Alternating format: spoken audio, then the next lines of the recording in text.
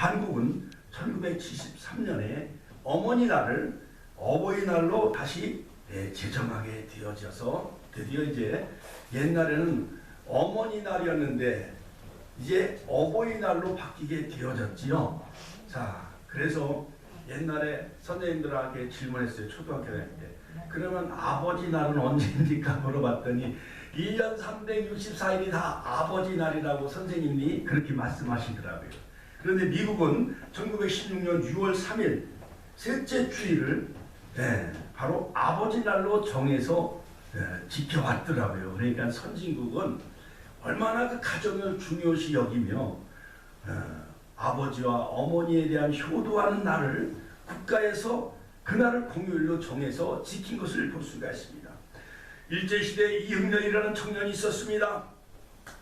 자, 그는 일본에 음악 공부를 하러 유학을 갔습니다. 그러나 피아노가 없었습니다.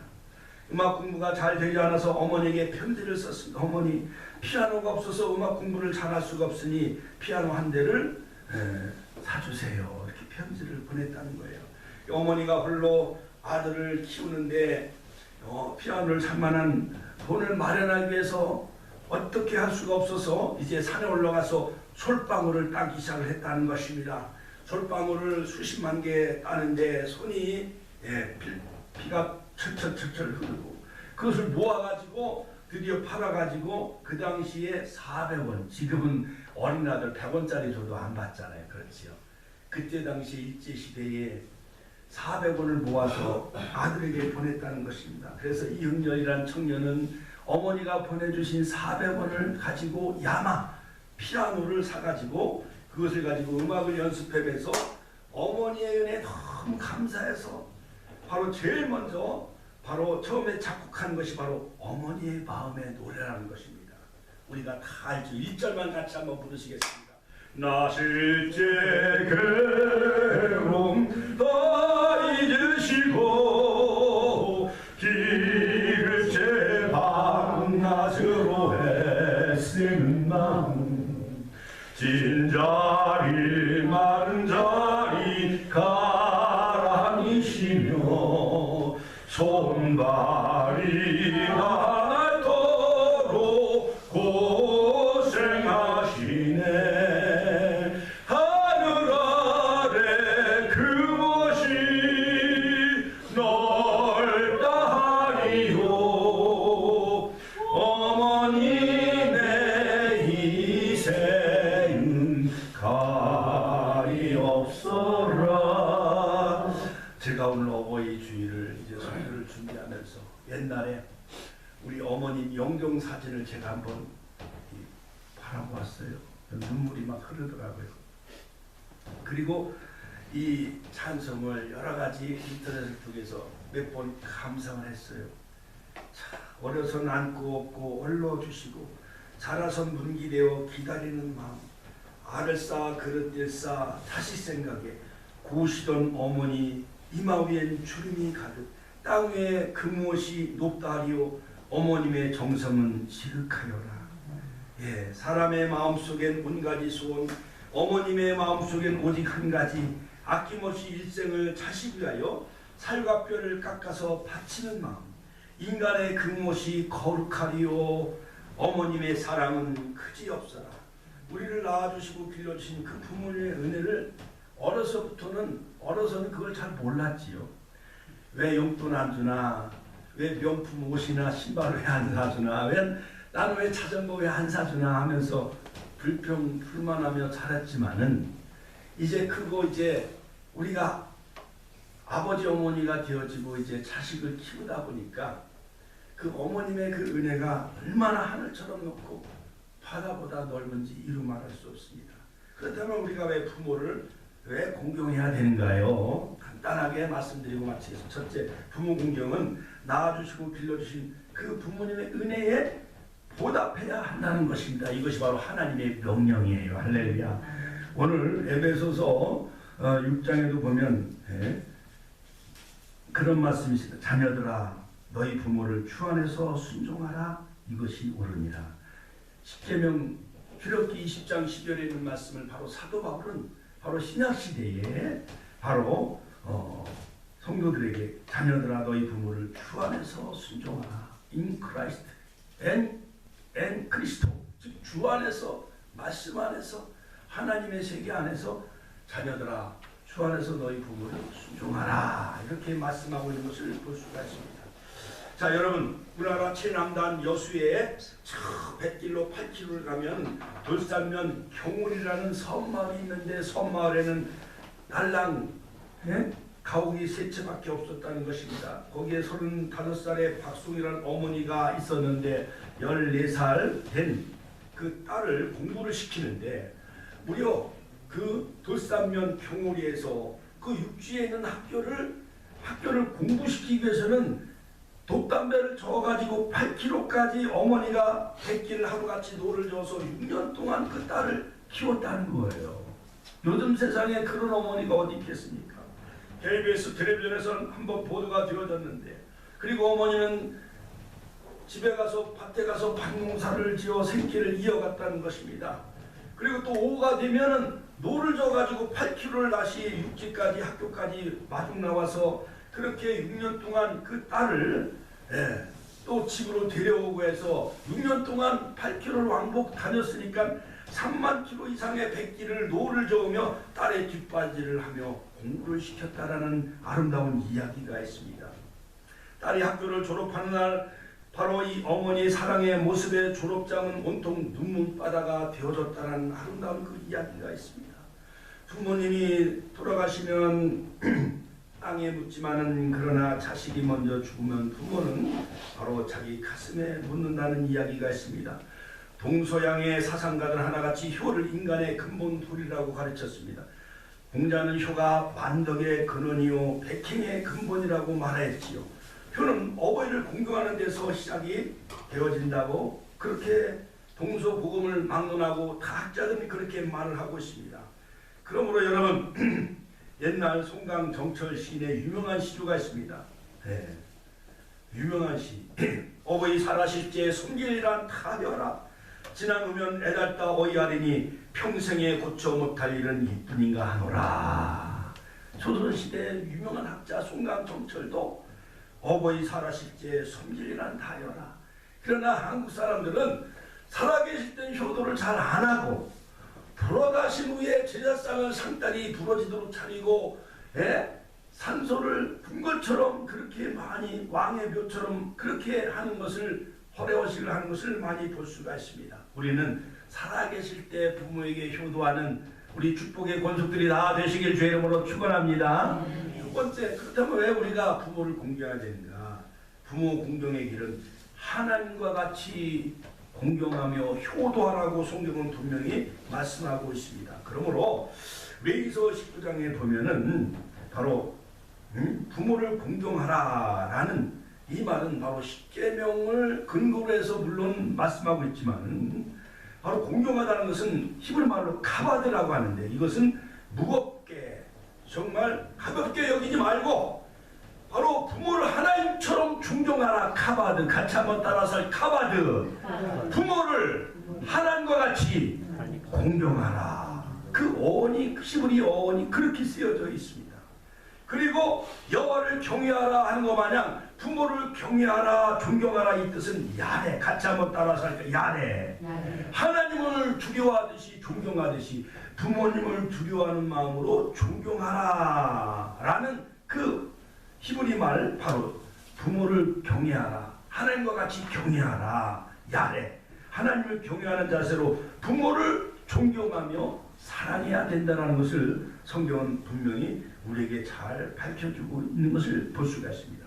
중국에 장개석 총통이 있었습니다. 30년간 모시고 있던 시몬 종관 오문기 장군이 있었는데, 한 번은 장개석 총통이 생일을 맞이하여 사람들을 음식을 차려놓고 대접을 하려는데, 총통은 내 생일은 나를 낳는다고 어머님이 나를 낳으시고 고생하셨기 때문에, 정말 어머니가 나를 출산하는 해산의 그 고통의 날이기 때문에 내가 어떻게 잘 먹고 내가 잘 입을 자격이 나는 없다. 이 날은 어머니가 잘 자수셔야 되고 또 잘 드셔야 되는데 이미 세상을 떠나고 안 계시니 내가 어머니를 기념하고 감사할 일이지 오늘 내가 잘 먹고 잘 입을 수는 없다. 그렇게 훌륭한 장개석 총통은 그런 어머니에 대한 효성심이 지극했다는 거예요. 오늘날 우리 애기들 자녀들 생일날이면 아빠 왜 용돈 안 줘? 왜 케이크 안 사줘? 막 그러잖아요. 어머니가 낳느라고도 고생한 날이요. 어머니에게 효도하고 어머니에게 감사해. 나는 우리 요셉의 은총에게 그렇게 가르쳐요. 잠언서 15장 20절에 보면 지혜로운 아들은 아비를 즐겁게 하여도 미련한 자는 어미를 업신여긴다 했습니다. 골로새서 3장 20절 자녀들아 모든 일에 부모에게 순종하라. 이는 주 안에서 기쁘게 하는 것이니라. 할렐루야.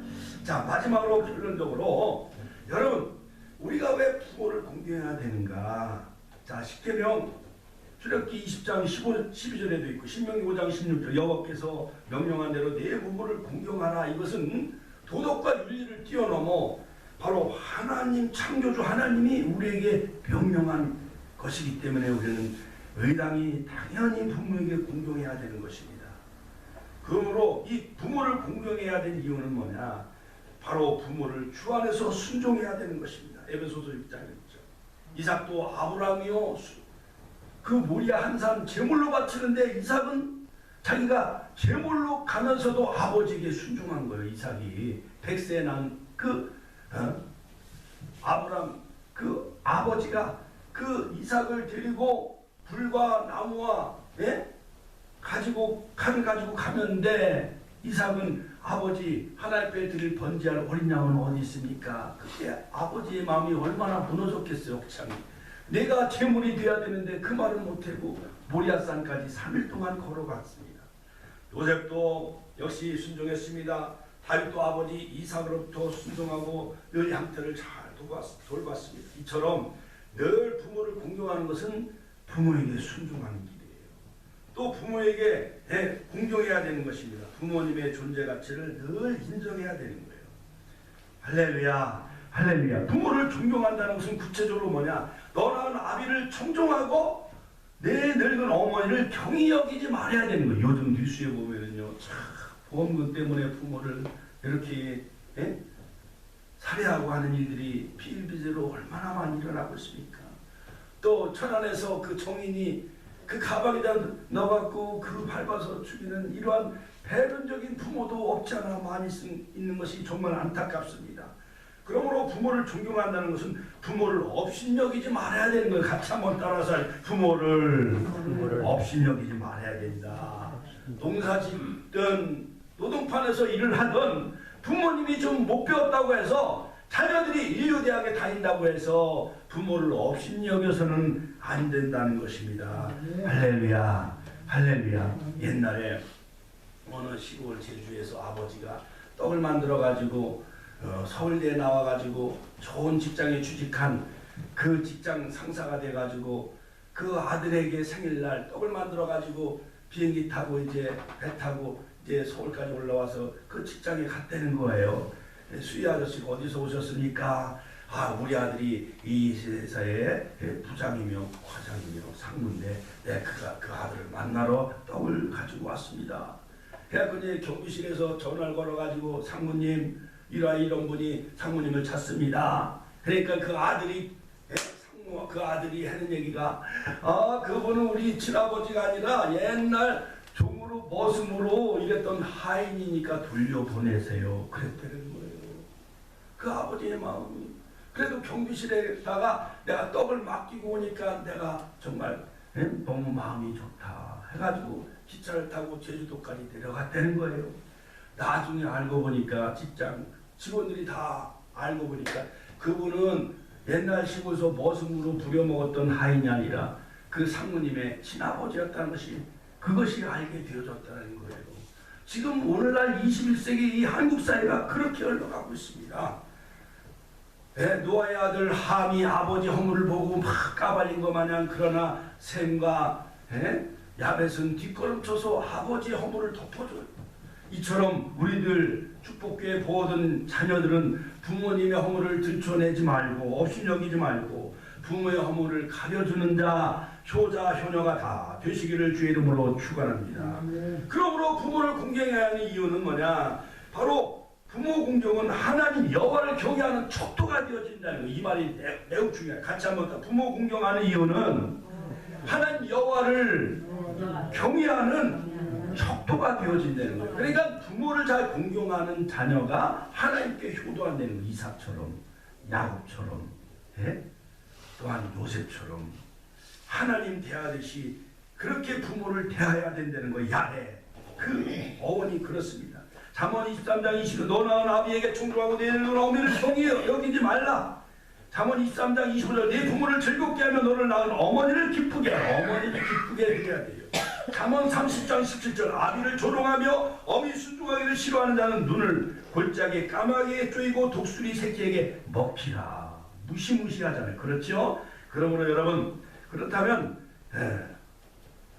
우리는 어떻게 부모를 대해야 되는가? 부모는 하나님의 대리자. 같이 한번 부모는 하나님의 대리자요. 그림자예요.